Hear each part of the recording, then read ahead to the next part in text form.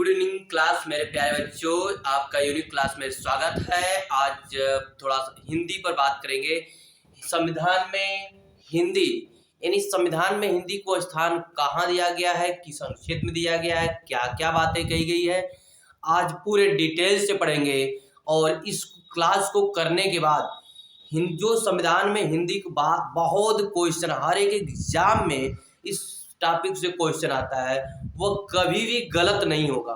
एकदम से पूरी तरह से डिटेल से पढ़ेंगे कि संविधान में जो हिंदी को स्थान मिला है वो किससे मिला, कैसे मिला, किस संघर्ष से मिला, वो पूरा डिटेल से पढ़ेंगे। आप कोई भी एग्जाम देंगे, इससे आने वाला 1 से 2 क्वेश्चन कभी भी गलत नहीं होगा। तो ध्यान से देखते हैं।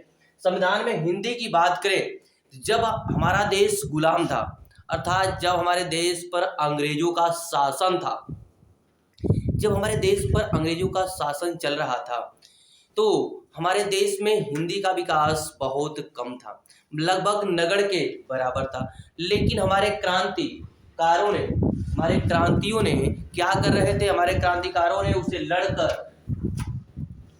लड़कर उनसे झगड़कर, उनका विरोध करके अनेक संघर्षों के बाद कई हमारे क्रांतिकारियों ने अपने प्राणों का न्यौछावर करके हमें आज़ादी दिलाई। आज़ादी मिलने के बाद यह हो गया कि अब हमारे देश में जो जनता है, जो लोकदल है, जो समुदाय है, उसमें भावात्मक एकता, उनके भावों के प्रेम, भावात्मक मतलब प्रेम, उनके प्रेम को या एक दूसरे के भावों को समझने के लिए किस भाषा का प्रयोग किया जाए कि जो पढ़े लिखे नहीं हैं, जो आदिवासी लोग हैं, जो लोग कहीं गांव में रहते हैं, ऐसे क्षेत्रों में रहते हैं, पहाड़ी इलाकों में रहते हैं जहां पर शिक्षाएं सुविधाएं नहीं हैं, वो कौन सी भाषा जानते हैं? क्या सभी लोग तो संपन्न नहीं है कि वो सभी भाषाएं, इंग्लिश या जो भाषाएं शहरों में बोली जाती है वो सभी लोग जानते हैं? अब हमारे क्रांतिकारियों ने, हमारे महान क्रांतिकारी जो उस समय नेता थे, उन्होंने सोचा कि भावात्मक एकता को बनाने के लिए एक हमारी राष्ट्रभाषा होनी चाहिए, हमारी एक राजभाषा होनी चाहिए। दोनों शब्दों में अंतर है, हमें पढ़ेंगे। जब सोचा उन्होंने कि हमारी भाषा क्या हो कि जिससे सभी लोगों की भावात्मक एकता बनी, क्या बनी? भावात्मक एकता। इसके लिए हमारे उस समय बंकिम चंद्र चटर्जी थे, उस समय गांधी जी थे, महात्मा गांधी जी थे, रविन्द्रनाथ टैगोर जी थे, कई ऐसे महानुभाव थे। रविन्द्रनाथ टैगोर जी, बंकिम चंद्र चटर्जी जी, महात्मा गांधी जी, डॉक्टर भीमराव अंबेडकर जी, अनेक ऐसे महानुभाव थे जो यह कहे कि भारत में अगर सभी को एकजुट यानी अखंड भारत का निर्माण अगर करना है, अखंड भारत बनाना है, तो भारत में जो राष्ट्रभाषा होगी वह हिंदी हो। क्या हो? हिंदी हो। उन्होंने हिंदी पर बहुत बल दिया। उन्होंने यह भी कहा कि भारत में अगर भारत को अखंड भारत बनाए रखना है तो बिना हिंदी का अखंड भारत नहीं रह सकता है। तो उस समय राष्ट्रभाषा बनाई गई। राष्ट्रभाषा का मतलब जानते ही, जहाँ बहुतायत बोली जाए। अभी समझेंगे उस अर्थ को। यही राष्ट्रभाषा बाद में चलकर संविधान में राजभाषा का स्थान ग्रहण की, यानी संघ राज्य में, हमारे संघ यानी केंद्र सरकार में इसे किसका दिया गया? राजभाषा का दर्जा दिया गया। तो हमारे प्रमुख महानुभावों का नाम जानेंगे तो आपके रविन्द्रनाथ टैगोर थे। कौन थे? टैगोर जी थे। आपके बंकिम चंद्र चटर्जी थे, बंकिम चंद्र चटर्जी जी थे, बंकिम चंद्र चटर्जी जी थे। आपके बंकिम चंद्र चटर्जी थे। महात्मा गांधी जी थे, महात्मा गांधी जी थे। डॉक्टर भीमराव अंबेडकर जी थे, डॉक्टर भीमराव अंबेडकर जी थे। इत्यादि आदि लोग थे, अधिक लोग थे, महानुभाव थे। अर्थात ऐसे महानुभाव, ऐसे नेता हमारे थे, ऐसे क्रांतिकारी थे जिन्होंने क्या किया? हिंदी को राष्ट्रभाषा, आदि महानुभाव, आदि लोगों के सर्वसम्मत से, आदि लोगों के सर्वसम्मत से, सर्वसहमत से या सर्वानुभूति से, क्या कह सकते हैं यहाँ पर, सर्वानुमति कह दीजिए, सर्वानुमति से, यानी सबके मत द्वारा हिंदी को राष्ट्रभाषा स्वीकार किया गया। हिंदी को राष्ट्रभाषा क्या किया गया, स्वीकार कर लिया या मान लिया गया, स्वीकार कर लिया गया। यानी जब भारत आजाद हुआ, इन सभी जो क्रांतिकारी थे उन्होंने बल डाला कि बिना हिंदी भाषा के देश का विकास संभव नहीं है, इसलिए हिंदी को राष्ट्रभाषा के रूप में स्वीकार कर लिया गया। आगे हिंदी चलकर यही मुख्य आधार बन गया, हमारा मुख्य आधार, हिंदी को संविधान में राजभाषा का दर्जा देने के लिए। आगे चलकर यही संविधान हमारा हिंदी का क्या बन गया, यही हिंदी हमारे संविधान में राजभाषा का दर्जा दिया गया। तो वर्तमान में जो हिंदी है वो भाषा ही नहीं है, बल्कि लोक स्वीकृत का साधन भी है, लोक स्वीकृत का आधार भी है। वर्तमान में हिंदी एक भाषा ही नहीं है, बल्कि लोक स्वीकृति का मतलब लोगों के आदान प्रदान, विचार विनिमय, भावात्मक एकता को जानने के लिए पूरे भारतवर्ष में एक आधार बन गया है। ये क्या बन गया है, आधार बन गया है। राष्ट्रभाषा और भारतीय संघ की राजभाषा ही नहीं है, यह हमारे देश की राजभाषा और भारतीय संघ की राजभाषा ही नहीं है। ये कहानी सुन लीजिएगा, क्या हुआ, यह हमारे देश की राजभाषा और राष्ट्रभाषा ही नहीं है, बल्कि यह क्या होती है, बल्कि यह पूरे देश में जो समाज रहता है, जो समुदाय रहता है, अनेक धर्मों के, अनेक जातियों के, अनेक क्षेत्रों में जो लोग रहते हैं, उनको जोड़ने का कार्य करती है। क्योंकि आप पूरे देश में घूमने जाएंगे तो कुछ नहीं जानेंगे तो हिंदी भाषा जरूर समझ लेंगे, वो किसी भी क्षेत्रों में रहते होंगे। आप चले जाएंगे अंडमान निकोबार, वहाँ भी हिंदी जान जाते हैं। आप चले जाएंगे लक्षद्वीप, वहाँ भी हिंदी जान जाते हैं। यानी किसी भी क्षेत्रों में भारत चले जाएंगे वो हिंदी जान जाएंगे।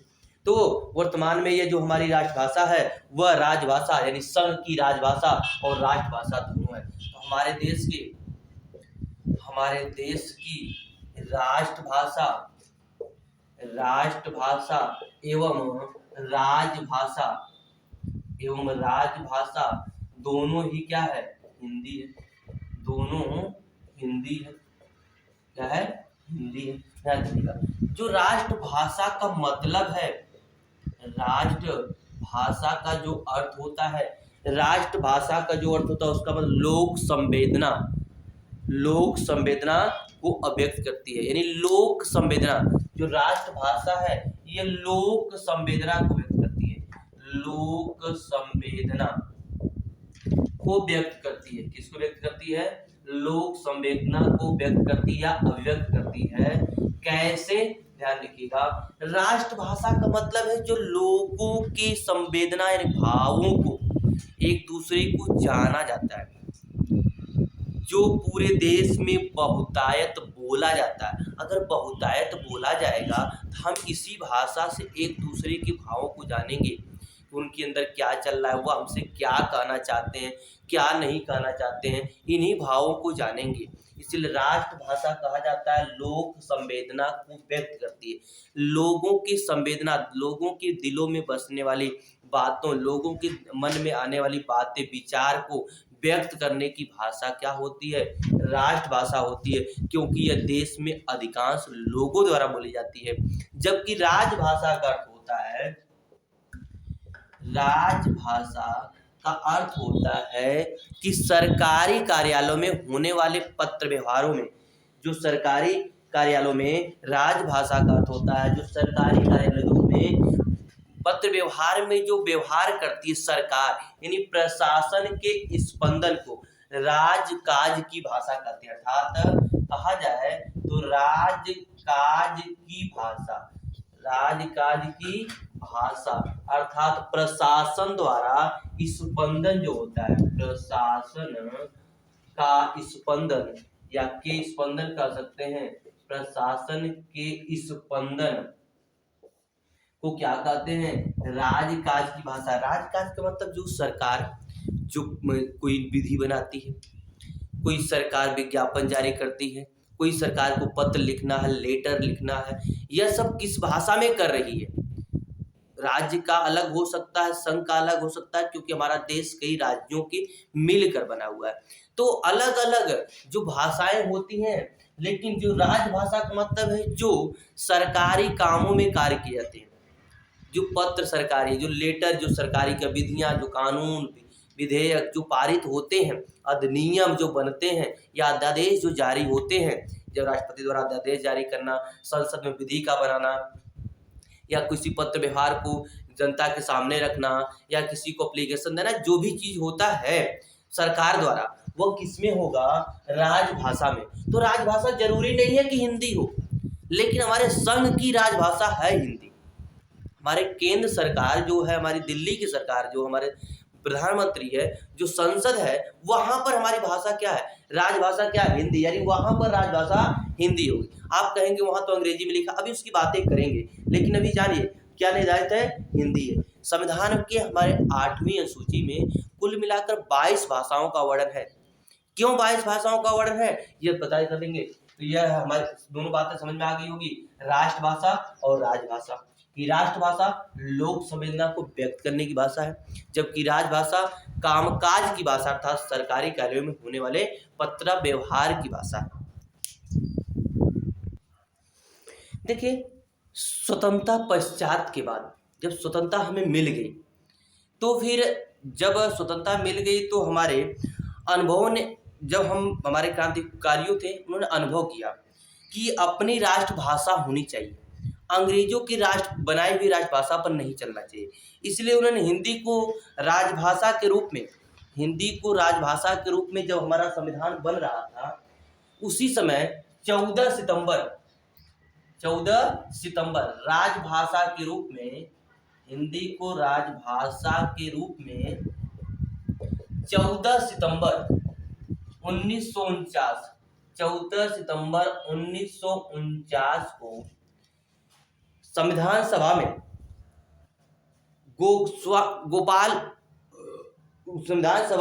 गोपाल स्वामी आयंकर ने प्रस्ताव रखा कि हिंदी को राजभाषा के रूप में स्वीकार किया जाए। तो राजभाषा के रूप में 14 सितंबर 1949 को संविधान सभा ने स्वीकार कर लिया। क्या कर लिया? स्वीकार कर लिया। संविधान सभा ने क्या कर लिया? स्वीकार कर लिया। राजभाषा के रूप में 14 सितंबर 1949 को संविधान सभा ने हिंदी को राजभाषा के रूप में स्वीकार कर लिया। जो इसका प्रस्ताव था वह प्रस्ताव रखने वाले थे गोपाल स्वामी आयंकर। इसका प्रस्ताव रखने वाले थे गोपाल स्वामी आयंकर। ध्यान से पढ़िएगा, इस कहानी को इसलिए सुना रहे हैं ताकि आपको याद हो। जब देश स्वतंत्र हुआ तो स्वतंत्रता के बाद हमारे क्रांतिकारी या जो लोग नेता थे या जो संविधान बना रहे थे, उनको पता था कि अगर देश को आगे बढ़ना है, देश को विकास करना है, तो हमारी एक अपनी राजभाषा होनी चाहिए, हमारी एक अपनी राष्ट्रभाषा होनी चाहिए। तो राष्ट्रभाषा तो पहले घोषित कर चुके थे, देश आज़ाद नहीं हुआ था तभी वो निर्धारित कर चुके थे कि यही होगा। और कई क्रांतिवीर जैसे महात्मा गांधी, रविन्द्रनाथ टैगोर और बंकिम चंद्र चटर्जी, आज डॉक्टर भीमराव अंबेडकर आदि महानुभावों के द्वारा राष्ट्रभाषा घोषित कर दी गई थी, जो हमने पहले पढ़ा दिया। फिर क्या हुआ, लेकिन अब अपनी एक राजभाषा भी होनी चाहिए कि हमारा पत्र व्यवहार किस में होगा, हमारे देश की सरकार किस भाषा में चलेगी, उसकी भी अपनी भाषा होनी चाहिए। इसलिए संविधान सभा में यह 14 सितंबर 1949 को गोपाल स्वामी आयंकर ने पेश किया कि हिंदी हमारे संविधान में हमारे देश की राजभाषा होनी चाहिए, जिसे संविधान सभा ने स्वीकार कर दिया। लेकिन अभी लागू नहीं हुआ था, क्योंकि अभी हमारा संविधान भी लागू नहीं हुआ था, ये लागू नहीं हुआ। लेकिन संविधान सभा प्रस्ताव पारित हो गया, स्वीकार कर लिया। तो ये लागू कब हुआ? जब हमारा संविधान लागू हुआ पूरे देश में, तो ये हिंदी भी हमारे देश में लागू हुई, अर्थात 26 जनवरी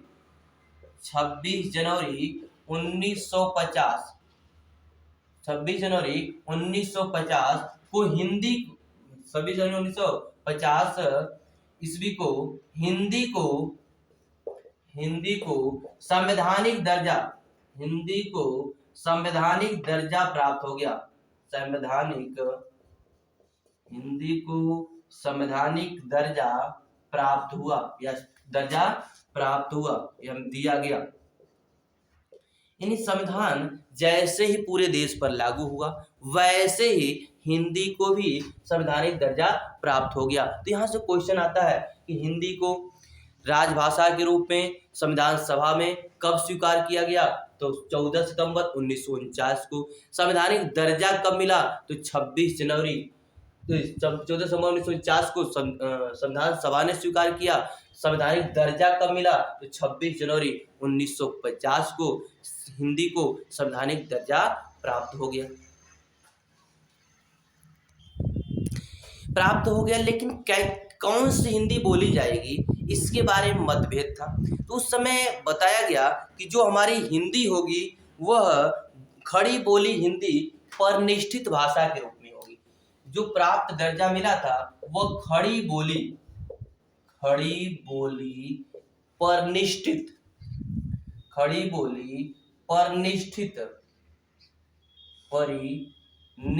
होगी। खड़ी बोली परिनिष्ठित का मतलब व्याकरण उसमें अधिक, परिनिष्ठित या इसे कह सकते हैं व्याकरणिक होगी। कैसी होगी? व्याकरणिक भाषा होगी। यानी जो हमारी हिंदी होगी वो खड़ी बोली परिनिष्ठित व्याकरणिक भाषा के रूप में होगी। किसमें होगी? खड़ी बोली परिनिष्ठित या व्याकरणिक। परिनिष्ठित का मतलब है जिसमें एक परिसीमा बनाई गई हो। क्या क कैसे लिखा जाएगा, ख कैसे लिखा जाएगा, यानी जो भाषा है उसकी जो लिपियां हैं वो कैसी होगी, वो लिखी जाएगी। तथा इसकी देवनागरी लिपि कैसी होगी? इसकी लिपि कैसी होगी? तो देवनागरी लिपि होगी। इसकी लिपि होगी देवनागरी। इसकी लिपि कैसी होगी? देवनागरी होगी। मतलब देवनागरी का मतलब सीधी खड़ी पाई में लिखी जाएगी। देवताओं की जो नगरी थी या देवताओं की जो भाषा थी उस रूप में ही लिखी जाएगी। यानी खड़ी लाइन में लिखी जाएगी, खड़ी पाई में लिखी जाएगी। दूसरी बातें समझ लीजिएगा। दूसरी बातें कही गई थी कि जो इसमें शब्दावली होगी, जो इसमें शब्द होंगे, जो इसकी शब्दावली होगी, जो शब्द लाए जाएंगे वह सबसे ज्यादा यानी सामान्यतः क्या होगा? संस्कृत से होगा। इसकी शब्दावली मुख्यतः या अधिकांशतः सामान्यतः कहाँ से होगी? संस्कृत की होगी। आज भी देखते हैं जो तत्सम तद्भव पढ़ते हैं तो जो तत्सम है वह संस्कृत ही है। तो आप देखेंगे 90 से 95% या 90% तत्सम जो है वह सब कहाँ से? संस्कृत से लिया गया है। तो संस्कृत होगी। तथा जो गौण होंगे, जो कुछ शेष बच जाएंगे उसमें आपका अलग से अरबी हो सकती है, फारसी हो सकती है, अंग्रेजी हो सकती है।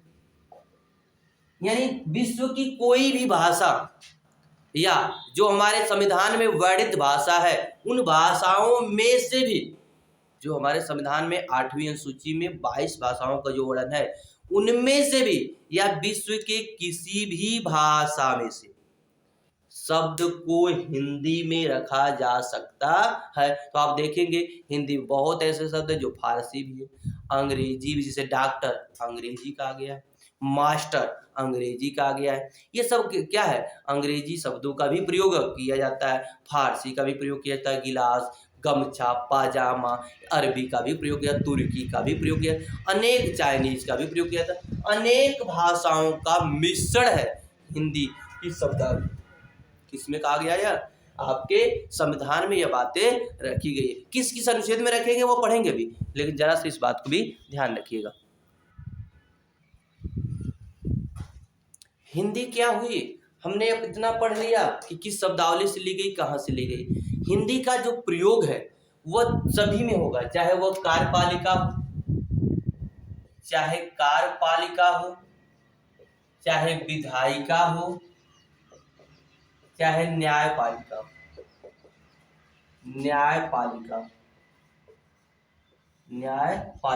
यानी हमारे देश की चाहे कार्यपालिका हो, चाहे विधायिका हो, चाहे न्यायपालिका हो, तीनों जगह किसका प्रयोग होगा? हिंदी का। कार्यपालिका का मतलब आप जानते हैं, कार्य क्रियान्वयन करने वाले, यानी सरकार की जो योजनाएं होती है उसको जनता तक पहुंचाने वाले जो होते हैं। विधायिका जो संसद में विधि बनाते हैं, जैसे हमारे सांसद वांसद है। सांसद देखिए, जब संसद में विधि बनाते हैं तो वह विधायिका काम करते हैं। जब वह सांसद किसी कार्य को अपने कार्यालय में कार्यान्वयन करते हैं, जो योजनाएं होती हैं वो पहुंचाते हैं जनता तक, वो हो जाते हैं कार्यपालिका कार्य करते हैं। न्यायपालिका अलग होती है। न्यायपालिका न्याय देने, जो कार्यपालिका कार्य करती है उसमें गलतियां, जो दोष, जो मापदंड होते हैं उसके विरुद्ध कार्य करती है, तो उसको न्याय देने के, उसे दंड देने के लिए न्यायपालिका होती है। इन तीनों जगह हिंदी का प्रयोग किया जाएगा। लेकिन हमारे देश में इतनी विडंबना है, और विडंबना क्या कहेंगे, इतनी भिन्नताएं हैं कि जिसके कारण आज भी देखेंगे कुछ ऐसी जगह है कि हिंदी का प्रयोग होता ही नहीं है। जैसे आप देखेंगे सुप्रीम कोर्ट में देखेंगे, जैसे देखेंगे हाई कोर्ट में देखेंगे कि जो फैसले होते हैं वो आज भी अंग्रेजी में होते हैं। सुप्रीम कोर्ट और हाई कोर्ट में आज भी फैसले अंग्रेजी में होते हैं, आज भी सुनवाई अंग्रेजी में होती है। क्यों? अब तो आपने देखेंगे अभी इस समय, अभी अभी कुछ दिन पहले ही हमारे देश के प्रधानमंत्री अच्छी बात कही। उन्होंने कहा कि जो हमारे देश में सुप्रीम कोर्ट, हाई कोर्ट में सुनवाइयां हैं वह अब हिंदी में भी की जाए, तथा साथ ही साथ जो मेडिकल की पढ़ाइयाँ हैं, टेक्निकल की पढ़ाइयाँ हैं, इंजीनियरिंग की पढ़ाइयाँ हैं, वह हिंदी में की जाए। यानी हमारे देश के लिए, हमारे आने वाले भविष्य के लिए बहुत अच्छा है। उन्हें हिंदी के विकास के लिए प्रयास किया है, तो ये अच्छी बात थी कि हिंदी के लिए उन्होंने कहा है। लेकिन अभी इसकी विधि बनानी पड़ेगी, अभी विधि बनाई नहीं गई है। समझ में आ रहा है? अब जो बात करें कि यह संविधान में किस किस भाग में रखा गया है, तो हिंदी जो संविधान के भाग में रखा, बात करेंगे तो ये 5वें भाग है, यानी भाग नंबर 5 में रखा गया है, भाग नंबर 6 में है, और भाग नंबर 17 में। भाग नंबर 17 में 3 जगह हिंदी रखा गया है। राजभाषा नहीं, हिंदी का स्थान।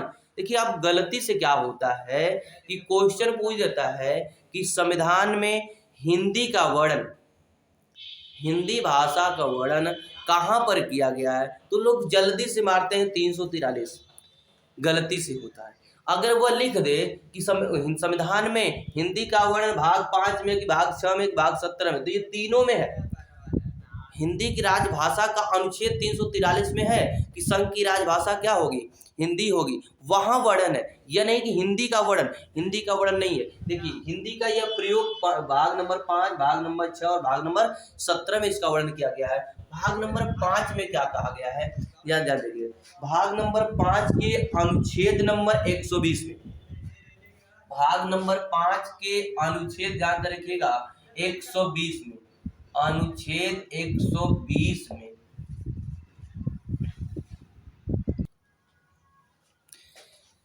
तो अनुच्छेद 120 में कहा गया, एक मिनट रुकिएगा थोड़ा सा,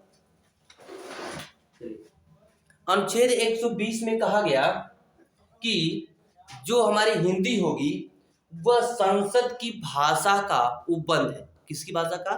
संसद की भाषा का। कि अनुच्छेद 120 में कहा गया कि इसमें संसद में कौन सी भाषा होगी? संसद, ठीक है, संसद की भाषा संबंधित उपबंध है। संसद की भाषा संबंधी उपबंध, संसद की भाषा संबंधी उपबंध है कि हमारे संसद में कौन सी भाषा बोली जाएगी। हमने तो पढ़ लिया कि संघ की राजभाषा क्या होगी? हिंदी होगी। अब आगे बढ़ते हैं कि संसद की भाषा संबंधी उपबंध, यानी संसद में कौन सी भाषा बोली जाएगी।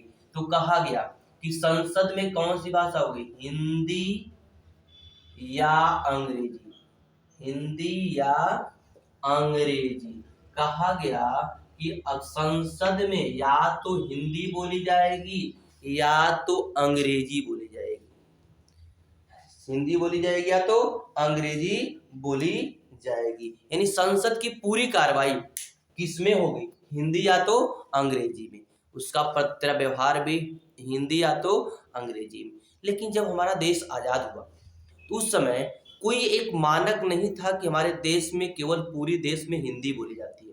तो दक्षिण भारत में कुछ लोग अंग्रेजी बोलते थे, कहीं तमिल बोला जाता था, कहीं मराठी बोला जाता था, कहीं संस्कृत बोला जाता था, अनेक भाषाएं थी और अनेक भाषा में लोग पत्र लिखते थे। इसलिए दिक्कत ये थी कि तुरंत ही अगर हिंदी घोषित कर दी जाती तो कुछ लोग विरोध भी करते थे। तो कह दिया गया राजभाषा तो हिंदी हो गई है, लेकिन संविधान बनने लागू हो जाने के 15 वर्ष बाद तक, यानी 26 जनवरी 1950 को संविधान लागू हुआ, 26 जनवरी 1965 तक संसद में पत्राव्यवहार जो होगा वह अंग्रेजी में होगा। अर्थात संसद में जो विधि बनेगी, संसद में जो विधेयक लाए जाएंगे, राष्ट्रपति द्वारा जो अध्यादेश जारी किया जाएगा, वह सब किस में होगा? अंग्रेजी में होगा। किसमें होगा?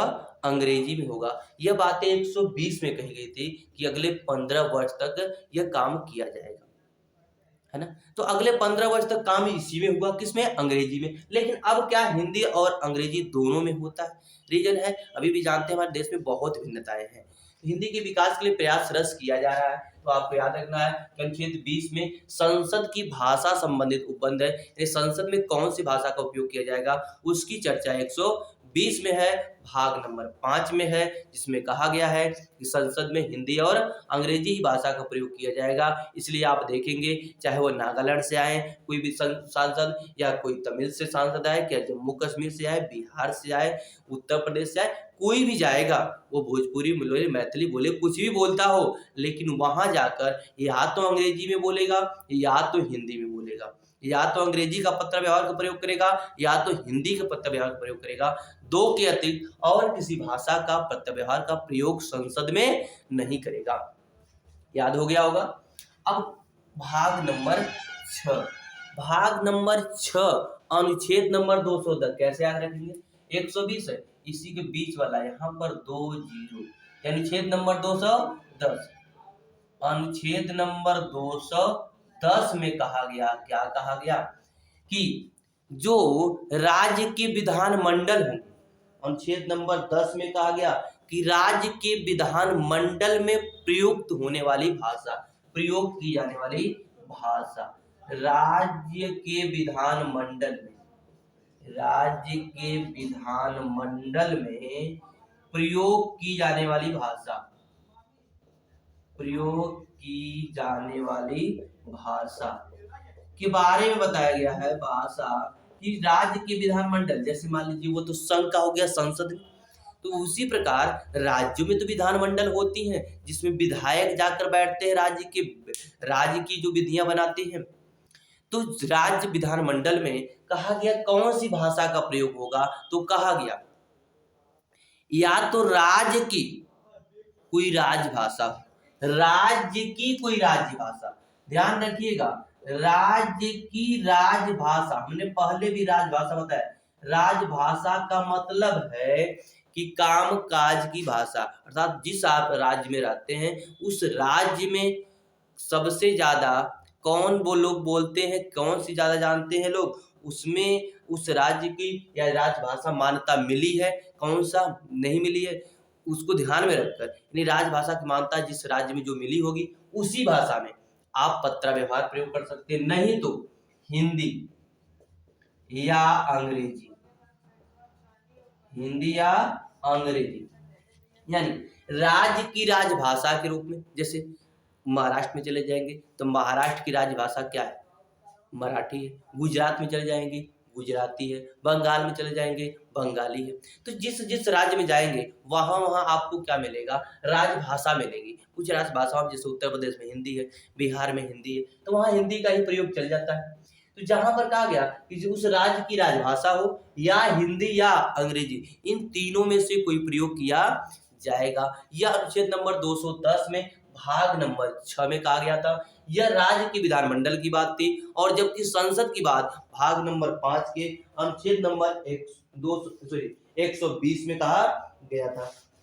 एक बात ये और कही गई थी यहीं पर कि राज्य का विधानमंडल में प्रयोग किया जाएगा, लेकिन जब संविधान बना था 26 जनवरी 1950 को लागू हुआ था, तो क्या सभी राज्य की राजभाषा तय हो गई थी? नहीं थी। सभी राज्यों की राजभाषा तय नहीं हुई थी, निर्धारित नहीं थी, और कुछ राज्यों की राजभाषा पता ही नहीं थी। तो कहा गया कि जिस राज्य की राजभाषा तय नहीं है, या तो वह हिंदी में प्रयोग करेगा या तो अंग्रेजी में प्रयोग करेगा। अपने पत्रा व्यवहार करें, सरकारी कामकाज को या तो हिंदी में या तो अंग्रेजी में, इसके अतिरिक्त और किसी भाषा में पत्र व्यवहार नहीं करेगा। आज भी जिन राज्यों की राजभाषा निर्धारित नहीं है या वहाँ बहुतायत लोग नहीं बोल पाते हैं, वहाँ पर आज भी अंग्रेजी या तो हिंदी का ही प्रयोग किया जाता है। आगे भाग नंबर 17 में ये 4 अध्यायों में बांटा गया है। भाग नंबर 17 कुछ 4 अध्यायों में बांटा गया है। ये इसके अनुच्छेद की बात करेंगे तो यह अनुच्छेद है 343 से लेकर 351। 343 से लेकर 351 अनुच्छेद तक भाग नंबर 17 में जो हिंदी को निर्धारित किया गया है कि हिंदी कहाँ कहाँ पर प्रयोग की जाएगी, कैसे की जाएगी, क्या इसकी परिसीमा होगी, इसका प्रयोग किया गया है। भाग नंबर 17 में अनुच्छेद 343 से 351। आनंद आ रहा होगा? सोइए मत, सो जाएंगे तो फिर क्या होगा? अरे हिंदी है हमारे देश की मातृभाषा, हिंदी को ही पढ़ लेना है। अरे हिंदी के विकास को इतना फैला दीजिए कि विश्व में हिंदी बोलने लगी, विश्व की जनता भी हिंदी बोलने लगे, तो हिंदी से क्यों मुंह मोड़ लेना? हिंदी से मुंह नहीं मोड़ना। अरे हमारे संविधान निर्माताओं ने हिंदी को राष्ट्रभाषा और राजभाषा के रूप में दिया, तो हम क्या हिंदी सीख नहीं सकते हैं? हिंदी के बारे में जान नहीं सकते हैं? अरे हिंदी से दूर क्यों भागना है? अरे बताइए, अगर हिंदी नहीं होती तो हम आज सीख नहीं पाते, पढ़ नहीं पाते। बताइए हमारे पूर्वज क्या थे? हिंदी बोलते थे। पूर्वज हिंदी से ट्रांसफर होता है। हमें पता है कि भाषा परंपरागत और अर्जित दोनों है, तो अर्जित करने में मेहनत लगती, परंपरागत बनी बनाई मिल जाती है, तो हम उसी भाषा में ज़्यादा जल्दी विकास कर सकते हैं। इसलिए हिंदी से दूर मत मुड़िए भाई, आ जाइए, पढ़ते रहिए, नींद मत, थकिए मत। तो क्या हुआ कि भाग नंबर 17 में कि अनुच्छेद 343 से 351 इसको 4 अध्याय में बांटा गया। कितने अध्याय में? तो बात करेंगे तो 4 अध्याय। इसमें कितने अध्याय भाई? 4 अध्याय। पहला अध्याय जो है, फर्स्ट अध्याय जो है, प्रथम अध्याय की बात करेंगे तो प्रथम अध्याय आपका है 343। प्रथम अध्याय 343 और 344। प्रथम अध्याय अनुच्छेद 343 से 344 है प्रथम अध्याय में। जो 300 इसमें कहा गया संघ की भाषा, इसमें बात की गई है संघ की भाषा। संघ की भाषा का मतलब आप समझ रहे हैं, हमारे देश की भाषा, केंद्र की भाषा क्या होगी, यानी केंद्र सरकार की भाषा क्या होगी, केंद्र की भाषा क्या होगी, संघ की भाषा क्या होगी, इसके बारे में जानकारी दी गई है। किसमें? अनुच्छेद 343 से 344 तक। अनुच्छेद 343 में बताया गया कि संघ की राजभाषा हिंदी होगी तथा इसकी लिपि देवनागरी होगी। संघ की राजभाषा हिंदी होगी तथा इसकी लिपि देवनागरी होगी। यह अनुच्छेद 343 में कहा गया कि संघ की राजभाषा मतलब कामकाज की भाषा, राजकाज की भाषा, सरकारी दफ्तरों में जो चलेगी भाषा, संसद में जो चलेगी भाषा, संघ की राजभाषा हिंदी, इसकी लिपि देवनागरी होगी। आगे इसकी लिपि देवनागरी होगी। 343 में कहा गया है कि संघ की राजभाषा हिंदी तथा इसकी लिपि क्या होगी? देवनागरी लिपि होगी। हमने बताया भी था कि इसको 15 वर्ष तक रोक लगाया गया था कि आप इसको परिवर्तित नहीं कर सकते, 15 वर्ष तक वही अंग्रेजी ही चलती रहेगी। लेकिन उसके बाद हिंदी का प्रयोग किया गया, हिंदी का प्रयोग किया गया, जबकि कहा गया अंक जो होंगे, जो 1-2 गिनतियां जो होती हैं वो अंक होंगे, जो अंक, ठीक ना, अंकों की जो लिपि होगी या अंकों की जो संख्या होगी वह कैसे होगी, जो अंकों का रूप होगा वह कैसा होगा?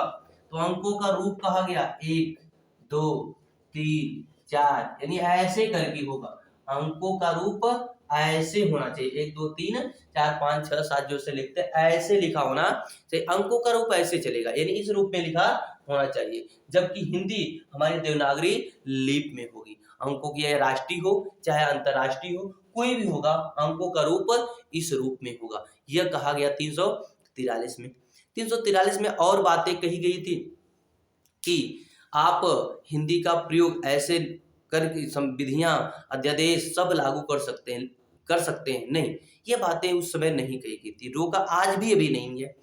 कहा जाता है क्योंकि देश में हमारे बहुत भिन्नताएं हैं। जब भिन्नताएं हैं तो आज भी अभी अध्यादेश, विधियां, अधिनियम जो बनते हैं वो दोनों में बनाए जाते हैं। एक हिंदी भी उसका होता है कॉपी और एक इंग्लिश, अर्थात अगर हिंदी में आती है विधियां बनती है तो उसे कॉपी करके अंग्रेजी में, या अंग्रेजी में अगर विधियां अधिनियम बनते हैं तो उसे कॉपी करके हिंदी में भी कर दिया जाता है, ताकि सभी नागरिकों के लिए सुविधा हो। आगे अनुच्छेद नंबर 344 में, अनुच्छेद नंबर 344 में बातें कही गई। 44 में बात कही गई कि राष्ट्रपति, जो राष्ट्रपति होगा वह राजभाषा आयोग का गठन करेगा। राष्ट्रपति राजभाषा आयोग का गठन करेगा। राष्ट्रपति या हिंदी भाषा राष्ट्रपति राजभाषा आयोग का गठन करेगा। आयोग का गठन, रीजन क्यों था, राष्ट्रपति को ऐसा क्यों कहा गया?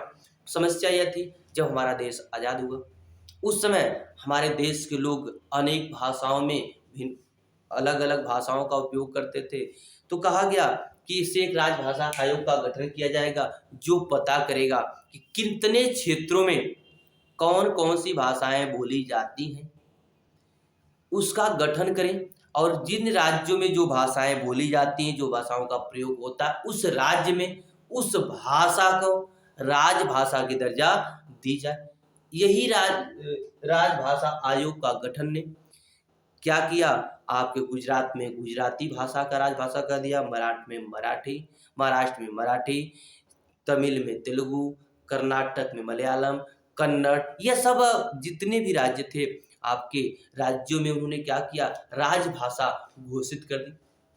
इन्हीं राजभाषाओं के द्वारा संविधान में अनेक भाषाओं को बाद में भी जोड़ा गया। 8वीं सूची में पहले 14 थी, बाद में बढ़ते बढ़ते अब तो 22 हो गई हैं। इन्हीं आयोग के गठन के बाद से भाषाओं को जो राज्यों को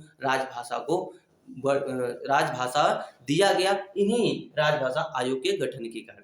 तो किसके द्वारा कहा गया था, अनुच्छेद 344 में कहा गया था कि राष्ट्रपति राजभाषा के आयोग का गठन करेगा।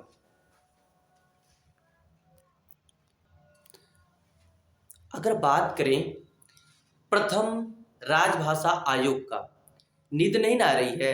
अरे हमारे राजभाषा आयोग इसलिए बनाए गए हिंदी के विकास के लिए। अरे सोइए मत, जग जाइए। अरे अभी तो शाम हुई है, सोना क्या है, रात भर तो सोना है, पढ़ तो लीजिए। सोने से क्या मिलता है, जो सोया वही खोया, जो जागा वही पाया, तो जाग जाइए पा जाएंगे। क्या हुआ, प्रथम राजभाषा आयोग की बात करेंगे तो प्रथम राजभाषा आयोग का जो गठन हुआ वह 7 जून 1955 को, 7 जून 1955 को प्रथम राजभाषा आयोग का गठन हुआ। जिसका कब हुआ, 7 जून 1955 को, 7 जून 1955 को, जिसे खेर आयोग के नाम से कहा जाता है, क्योंकि बाल गंगाधर खेर की अध्यक्षता में हुआ था। 7 जून 1955 को बाल गंगाधर की अध्यक्षता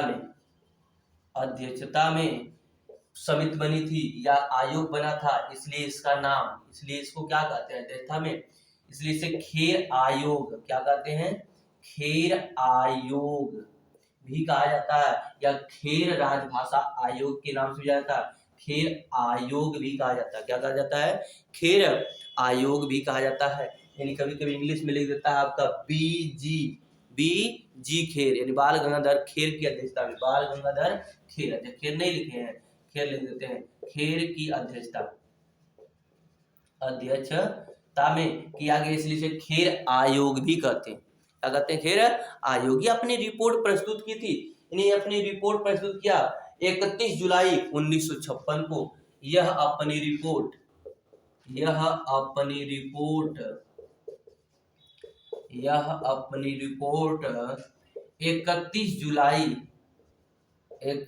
जुलाई 1956 को प्रस्तुत किया।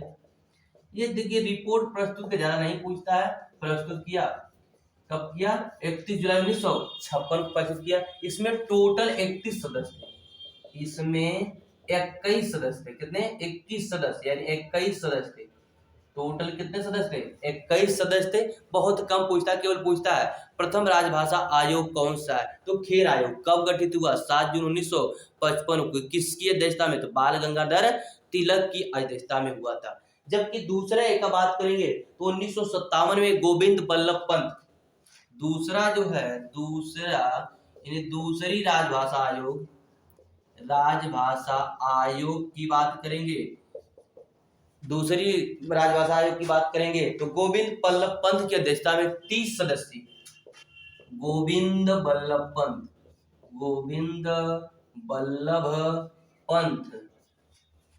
ठीक है, गोविंद बल्लभ पंत की अध्यक्षता में 30 सदस्य। कितने सदस्य भाई? 30 सदस्य 1957, 30 सदस्य 1957 में दूसरी राजभाषा आयोग का गठन हुआ था, जो अपना प्रतिवेदन या कब प्रस्तुत किया था? 1959 में। कब प्रस्तुत किया था? 1959 में। तो आपको इतना ही जानना है कि प्रथम राजभाषा आयोग, जिसे खेर आयोग भी कहते हैं, बाल गंगाधर खेर की अध्यक्षता में 21 सदस्यों की 7 जून 1955 को आयोग बना था। दूसरी राजभाषा आयोग गोविंद बल्लभ पंत की अध्यक्षता में 30 सदस्य 1957 में बनाया गया था। अब बात करेंगे अध्याय नंबर 2 की। इसमें जो अध्याय नंबर 2 था वह आपका था 345 से लेकर 347 तक। अध्याय नंबर 2 की बात करेंगे, अध्याय नंबर 2 अनुच्छेद 345 से 347 तक था। 345 से 347 तक। इसमें कहा गया था राज्य के विधानमंडल की बात पहले थी, संघ की बात। इसमें कहा गया था राज्य की विधानमंडल अर्थात प्रादेशिक भाषाएं। किसकी बात की थी? प्रादेशिक भाषाएं की बात थी, प्रादेशिक भाषाएं, यानी हमारे प्रदेश में कौन सी भाषा होगी उसकी बात की गई थी। हमारे प्रदेश में कौन सी भाषा होगी उसकी बात होगी, यानी किसी भी राज्य को विधानमंडल विधि द्वारा, किसी भी राज्य के विधानमंडल विधि द्वारा राज्यसभा का शासकीय प्रयोजन अंगीकार किया जाएगा, तब तक कौन सी भाषा होगी? ध्यान रखिएगा, या हिंदी या तो अंग्रेजी होगी। लेकिन कहा गया कि अगर किसी भी राज्य के विधानमंडल द्वारा विधि बनाकर राज्य की राजभाषा निर्धारित की जाती है, अंगीकार कर दी जाती है, तो वह अपनी भाषा यानी प्रादेशिक भाषा यानी राजभाषा में शासकीय कार्य कर सकता है। लेकिन जब तक निर्धारित नहीं की जाएगी तब तक या तो हिंदी होगी या तो अंग्रेजी होगी। अब बात करते हैं अनुच्छेद नंबर 245 की, 345। अनुच्छेद नंबर 345 में कहा गया, अनुच्छेद नंबर 345 में कहा गया किसी भी राज्य के विधानमंडल विधि द्वारा राजभाषा या शासकीय भाषा के प्रयोजन के लिए अंगीकार करना था। क्या करना था? अंगीकार करना था। किसी भी विधानमंडल द्वारा विधि बनाकर राजभाषा शासकीय, जो सरकार कामकाज के लिए प्रयोग करे। जबकि 346 में किसी राज्य का दूसरे राज्य अथवा संघ के बीच पत्रादि की भाषा, पत्र व्यवहार की राजभाषा संघ द्वारा प्राधिकृत भाषा होगी। किसकी होगी? संघ द्वारा। हम लिखते 345 में कहा गया कि राज्य के विधानमंडल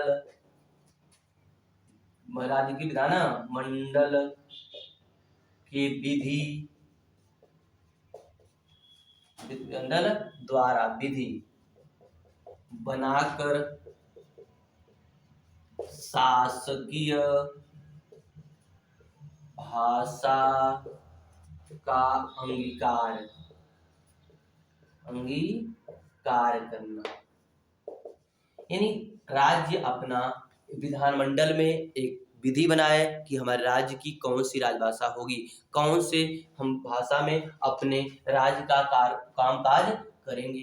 अनुच्छेद 346 में कहा गया एक राज्य से, ज्यादा इंपॉर्टेंट नहीं है, एक राज्य से दूसरे राज्य, चलिए एक राज्य से दूसरे राज्य अथवा संघ राज्य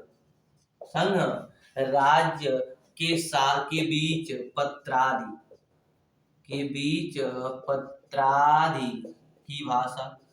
यानी एक राज्य से दूसरे राज्य को बातचीत करना है, जो पत्र व्यवहार होगा वह या तो हिंदी में होगा या तो जो केंद्र द्वारा निर्धारित होगा उसी में होगा। अर्थात क्या है, केंद्र द्वारा निर्धारित अंग्रेजी है और हिंदी है। अर्थात अगर एक राज्य दूसरे राज्य से बातचीत करना चाहता है और पत्र के माध्यम से कुछ लिख कर देना चाहता है तो वह या तो हिंदी में बात करेगा या तो अंग्रेजी में, क्योंकि केंद्र दो ही भाषा निर्धारित की है, या हिंदी या तो अंग्रेजी। नहीं तो लिखा है वहां पर जो केंद्र प्राधिकृत कर देगी, जो केंद्र निर्धारित करेगी, जो संघ निर्धारित करेगी उसी में होगा। इसका मतलब संघ निर्धारित की है आज के वर्तमान में हिंदी और अंग्रेजी में होगा।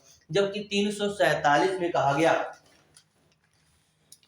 कि राज्य की जनसंख्या, 347 में कहा गया, अनुच्छेद 347 में कहा गया कि राज्य की जनसंख्या, इसको सुन लीजिए, ज्यादा महत्वपूर्ण नहीं है, कोई दिक्कत नहीं है, कि राज्य की जनसंख्या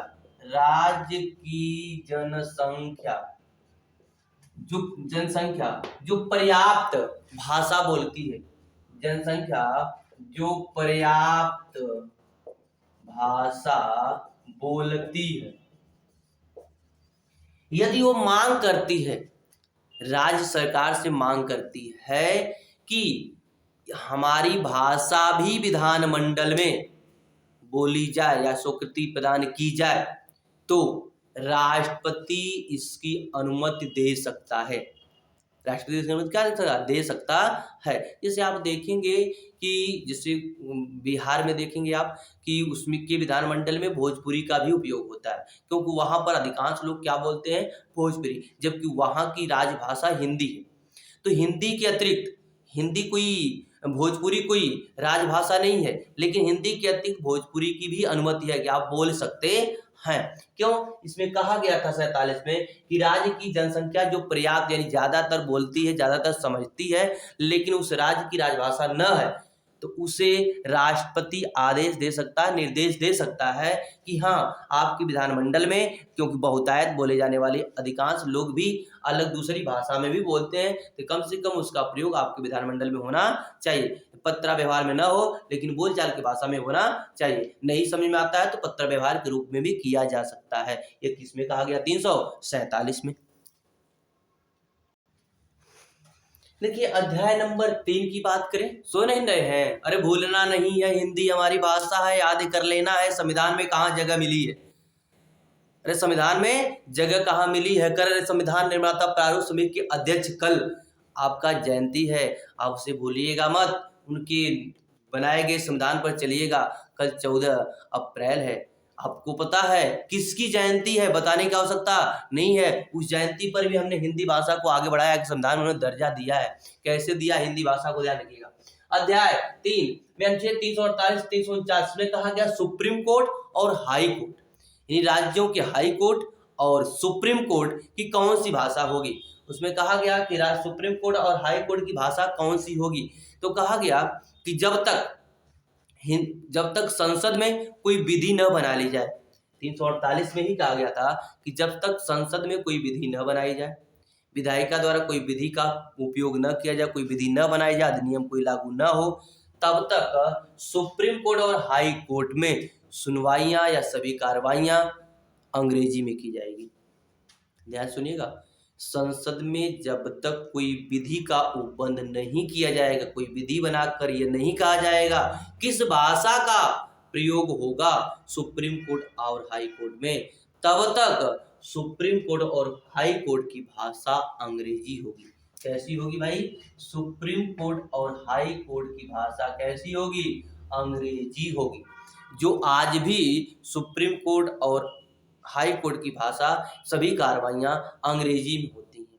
लेकिन अभी हाल ही में प्रधानमंत्री ने एक भाषण में कहा था, अभी कोई विधि नहीं बनी है, इसलिए विधि नहीं बनी है, इसलिए अभी भी सुप्रीम कोर्ट और हाई कोर्ट में सुनवाइयाँ अंग्रेजी में ही होती हैं। विधि बन जाएगी तो हिंदी में या किसी अन्य भाषा में जिसमें बनेगी वो वैसे हिंदी में ही बनेगी, कहा गया है। जबकि 349 में कुछ नहीं कहा गया। 349 में वही चीज था कि जो प्रचार प्रसार था वो चीजें, तो 349 निश्चित है, छोड़ दीजिएगा, ज्यादा कुछ में नहीं है।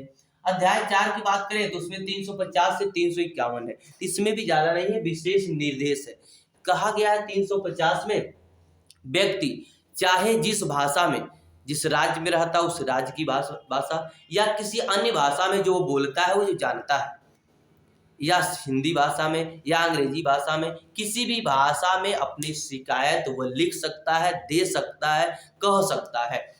जिस भाषा में वो जानता है उस भाषा में अपनी शिकायत को वह कह सकता है। यह व्यक्तियों को छूट दिया गया है। साथ ही साथ इसी में कहा गया है अल्पसंख्यकों के लिए कि अल्पसंख्यक के लिए अलग से अपनी उनकी मातृभाषा में शिक्षा के लिए विशेष प्रावधान किया गया है। साथ ही यह भी कहा गया राष्ट्रपति से कि राष्ट्रपति इनके लिए एक विशेष अधिकारी, इन अल्पसंख्यक के लिए, वह भी अल्पसंख्यक नहीं, भाषाई अल्पसंख्यक, जो भाषा में बहुत कम बोलते हो, जो भाषा में बहुत कम भाषा जानने वाले हों, उनके लिए कहा गया है कि भाषाई अल्पसंख्यक को राष्ट्रपति अलग से एक अधिकारी नियुक्त करेगा, यह कहा गया है। जबकि 351 में बात करेंगे, सबसे ज्यादा याद रखिएगा अनुच्छेद 351 में, बाकी चीज नहीं है।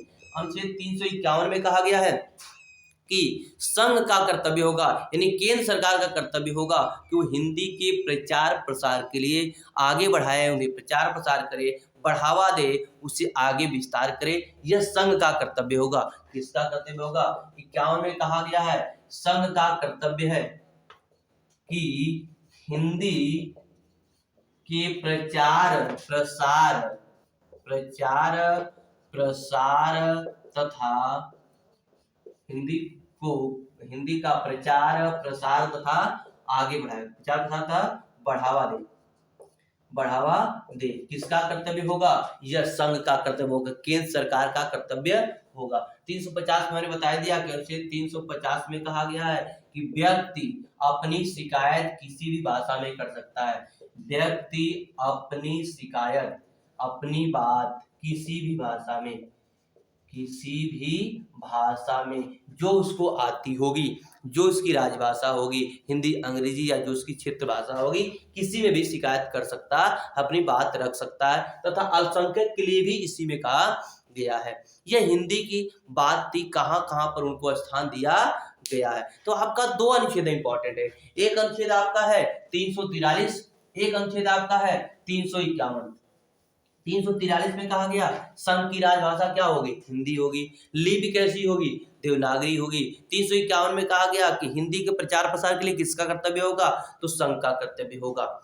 और कहीं भी संविधान में राष्ट्रभाषा की चर्चा नहीं है। एक क्वेश्चन आता है कि राष्ट्रभाषा की चर्चा संविधान में कहां पर है? राष्ट्रभाषा की चर्चा कहीं पर नहीं है, बल्कि राजभाषा की चर्चा है। चलिए, छोटा सा पॉइंट है, थकिएगा मत, छोटा सा ही पॉइंट है। क्या आज इसको छोड़े क्लास को? 8वीं अनुसूची में भारतीय संविधान के 8वीं अनुसूची में पहले 14 भाषा का वर्णन था। कुल 22 भाषाएं हैं। कितने भाषाएं हैं? 22 भाषाएं हैं। 8वीं अनुसूची में बात करेंगे तो 22 भाषाएं हैं। थोड़ी सी टॉपिक है इसलिए चले जल्दी कर दें।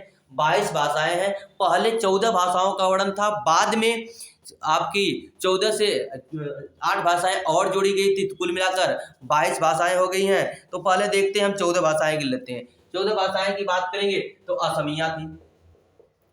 पहले ये 14 भाषा थी। पहले कितनी भाषा थी? 14 थी। पहले 14 थी, बाद में जोड़ी गई थी। तो पहले 14 की बात करेंगे तो असमिया है। क्या है? असमिया है, बंगला है, असमिया है, बंगला है, गुजराती है, हिंदी है, मराठी है,